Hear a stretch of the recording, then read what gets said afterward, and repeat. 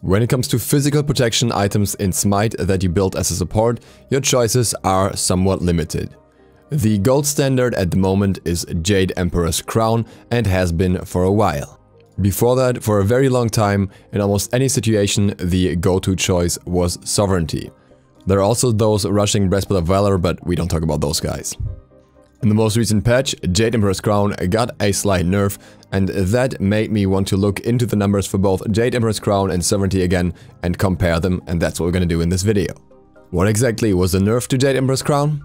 The physical protection of the item was reduced from 60 to 50. Heisen's reasoning was as follows. Jade Emperor's Crown provides a huge spike in defense from physical damage dealers early, especially those that rely on their scaling values. With it being both good against those building power and those with high base values, we wanted to better define the item's purpose. Reducing the self-protection this item provides, putting the emphasis on the aura effect it brings to the team. So far so good, but why does this warrant a new comparison between Jade Emperor's Crown and Sovereignty? Quite simple. Jade Emperor's Crown previously had the physical power reduction in addition to having higher protections than Sovereignty would offer even with its aura. As such, which item will do better, especially for you yourself, was pretty much a no-brainer. Now, Jade Emperor's Crown has 50 protections, while Sovereignty, including its aura, has 55 physical protections. That means that Sov will have a minor protection advantage, in addition to some other stats that are different, and I think because of that we can actually look at the two items again, and there may be a situation where you might want to consider Sovereignty. In order to do that, let's look at the other stats of the item. Jade Emperor's Crown, aside of that, has 100 HP. Nothing crazy, nothing bad either, increases the effective health of the item, and overall a good stat to have. Sovereignty has double that, it has 200 extra HP. Also, Sovereignty has extra 25 HP 5, a stat that will be relevant here later. In return, Jade Emperor's Crown has 20 extra power, of which Sovereignty has none, so a little bit more damage will come out of this item. Likewise, this will slightly increase any scaling healing. Jade Emperor's Crown has 30 physical power reduction, while Sovereignty has 15 physical protection as an aura and the 25 HP 5 as well. Well, it's important to notice that Jade Emperor's Crown is an effect on enemies, it's a debuff in a radius of 55 units, whereas Sovereignty's aura is for allies within 70 units. I think that's a big benefit of Sovereignty that many people don't notice. If you support that sticks close to their allies most of the time, they will easily benefit from Sovereignty, whereas with Jade Emperor's Crown you need to be a bit more in the enemy's face. Now that we get the stats, let's talk numbers. And when it comes to numbers, I have two comparisons here. One that is for the tank buying one of the tank items, and another that is for another character being affected by one of the auras and how it affects the overall protections, or the overall damage rather. The damage dealer in this case will be Medusa, who has a decent mix of basic attack damage and ability damage. The tank, or the one who builds the protection items, will be Sylvanas, and the god being affected by the protection aura is a robot. The tank test was ran on level 10, the aura test was ran on level 5, same build in both scenarios, maybe not 100% realistic, but the amounts of damage taken for the robot wouldn't change much, so shouldn't matter all too much in the bigger picture here.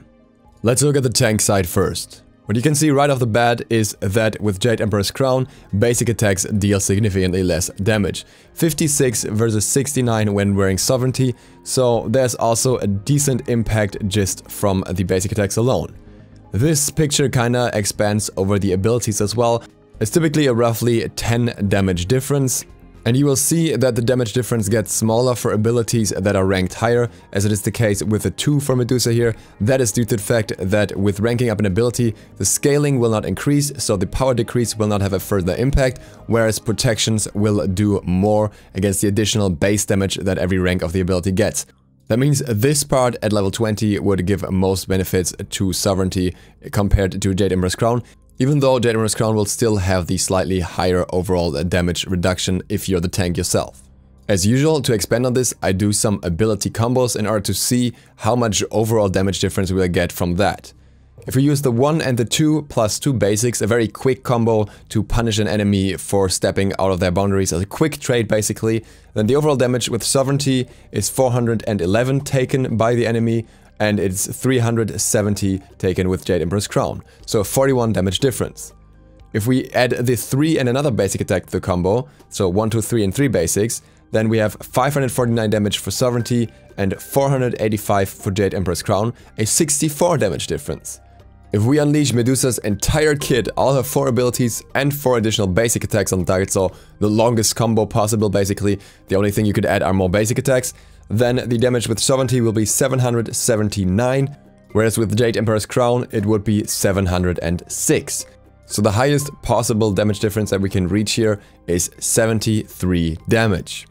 Now what's important to note is that Sovereignty gives you 100 more health. So as such, yes, you take a little more damage, but you also have more health than that. And 73 health is not even the 100 damage extra that you're taking, so you'd still have an extra 27 health if we're talking about getting bursted. And not only that, you also have 25 HP 5. That means that within 15 seconds, you'd be able to regenerate all of this damage taken back up. And it doesn't stop there, Sovereignty would further regenerate beyond that at any other situation in the game, so if you're walking around, if you're staying in lane, you will always have that regeneration. A benefit that also comes in handy when taking some aggro from minion waves. In addition to that, Sovereignty will also work better in combination with other items, especially when it comes to magical defense, as your effective health through the extra 100 health will be higher. So overall, I think this is a pretty clear win for Sovereignty when it comes to your own personal defense and health, disregarding other eventualities. Well, let's talk about these other eventualities, or rather let's talk about what happens when one of your allies gets these auras. The picture we initially see here looks very similar. We have 99 damage on a basic attack when your ally has Sovereignty, versus 84 when your ally has Jade Emperor's Crown. The ability damage, on the other hand, which is less dependent on power and more on the base values to some degree, is overall way closer. The 1 in both cases deals 153 damage in total, the 2 deals a 1 damage difference, the 3 has a 7 damage difference, and the 4, the ultimate, has an 8 damage difference, and depending on the rank this can even get closer to each other. And this is reflected in the values we get out of doing the combos as well. With the 1-2 double basic combo, you will deal 31 more damage to somebody who has Sovereignty, and with the combo including the 3 and the 3rd basic, it's 53 more damage. Whereas with the ultimate and 4 basics, we will have a total damage difference of 60. If these values sound familiar, it's because they're somewhat close to the ones that we saw on the other side as well. It's just not a very high difference. Now the difference is that your ally will not have extra HP from Sovereignty. What your ally will have, however, is the HP 5.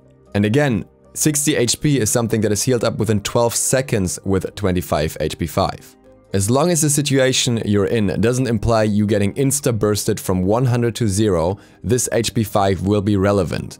If you have only 5 seconds, it's already 25 HP.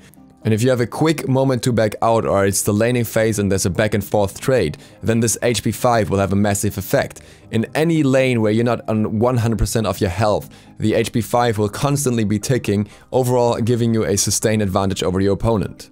That overall indicates that there's much more room and much more reason to build Sovereignty now, once again, that Jade Emperor's Crown is not quite as overwhelming in stats. Even though I thought that the change was relatively minor, it does seem to be impactful. There are some other things to keep in mind here, and that's on one hand that with Jade Emperor's Crown, you can kind of deny a little bit of the clear potential of the enemy if you're in the wave close enough to them to reduce their power so that their clearing abilities will not benefit from the power.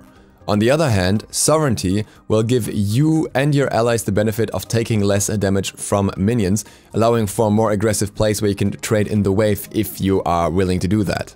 This actually makes Sovereignty sound like the more offensive choice, but at the same time you will have the 20 power on Jade Emperor's Crown, something that on certain supports can be beneficial.